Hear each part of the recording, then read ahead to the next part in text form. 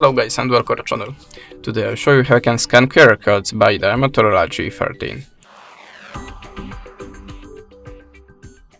So at the start open the camera app, then go to the settings and look for the AI settings. Expand these options and make sure that you have a Google Lens enabled. If not, just switch it on like here and go back to the camera.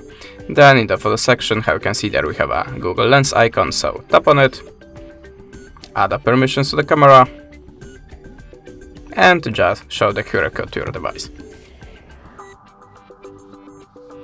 Take a photo, and now Google Lens looking automatically for the address in the QR code. This is the address for mine, so we can directly open it from the camera.